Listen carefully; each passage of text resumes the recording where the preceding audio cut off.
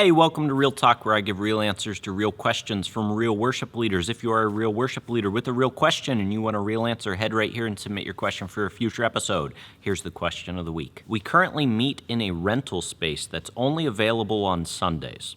Our usual flow is to share the song list on Tuesday so members can rehearse individually during the week. And then we have our combined rehearsal on Sunday morning, 2 hours before the service.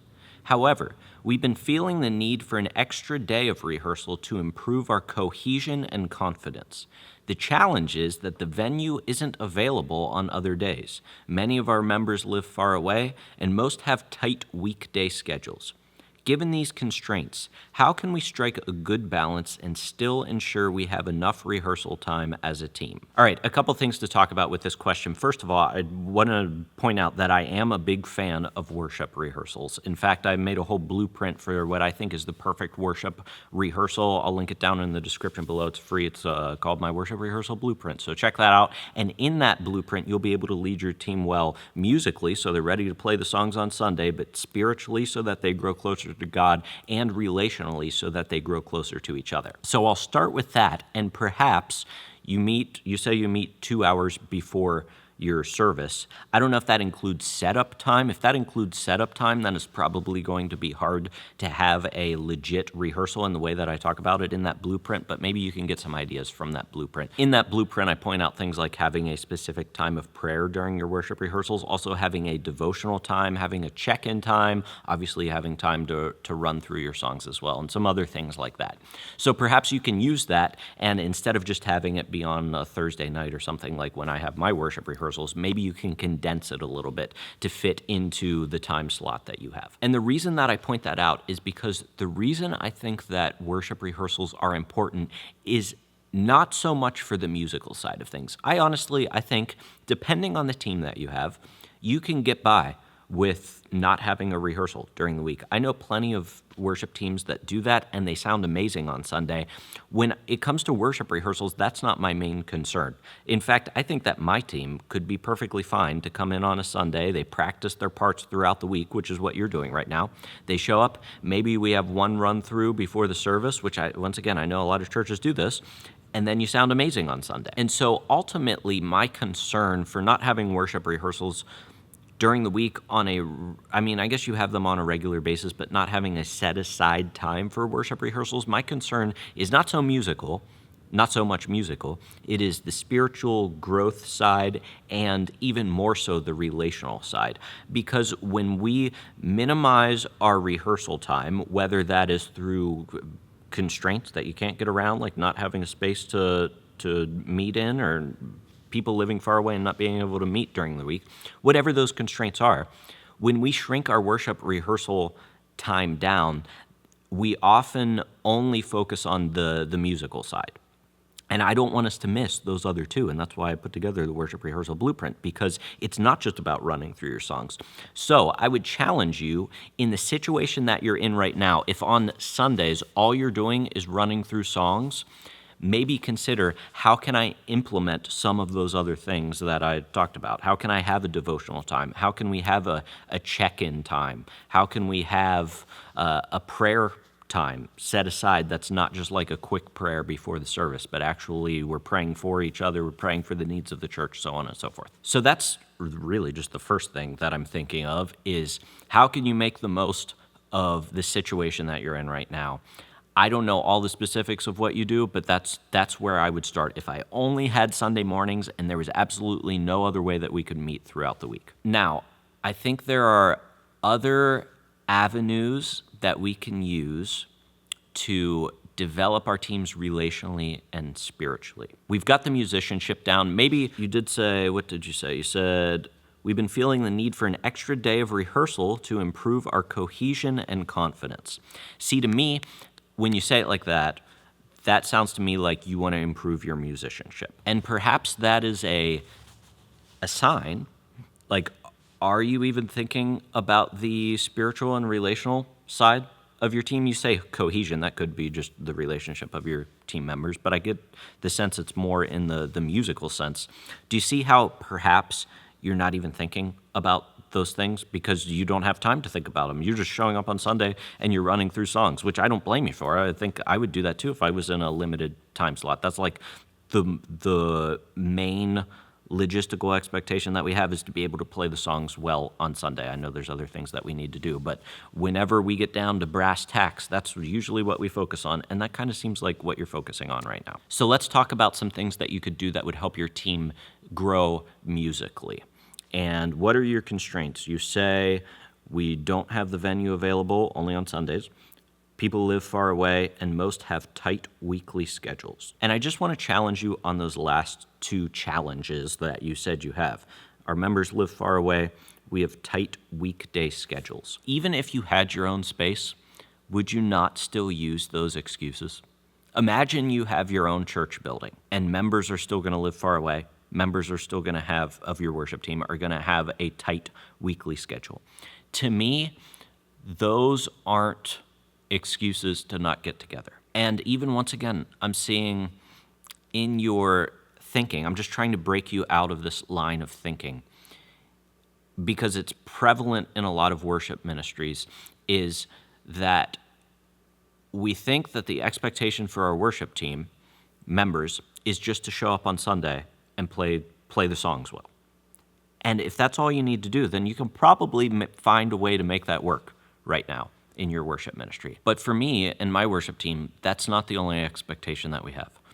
And therefore, when you sign up to be a part of the worship team at our church, the expectation is not just that you show up on Sunday morning and sing some songs. I know I'm putting that kind of distilling it down to more than what you're probably thinking about, but the expectation is not we just show up on Sunday mornings and play through some songs. The expectation is that we're part of the team, and I guess I'll also link down in the description below my worship team toolkit, which lays out my code of conduct and my worship ministry overview, where you can see that the expectations that I have for my worship team. And I point that out, the worship team toolkit, because I want you to see that there is a set of expectations that we have for worship team members, and those expectations involve making sacrifices in other areas of our lives. I always liken it to like being on a sports team or something, a sports team, like a baseball team or a basketball team or something like that.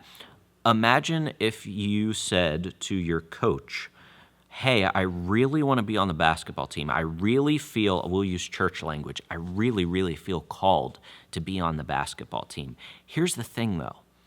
I kind of live far away, and my schedule is super busy during the week. And so I can make it to all of the games, but I can't do any of the other work in between. I'll at home. Don't worry. Like I'll be working on my free throw shot, and I'll be working on my 3-pointers and my defense and all of that stuff. Just know though that I've got a really busy schedule, and I can't make it to practices with the rest of the team. What do you think a coach would say in that situation? They would be like, well, I guess you don't really want to be on the team then because you aren't making time for it. And ultimately that's, I probably wouldn't put it that bluntly to someone who wants to join the worship team, but that's essentially what's happening.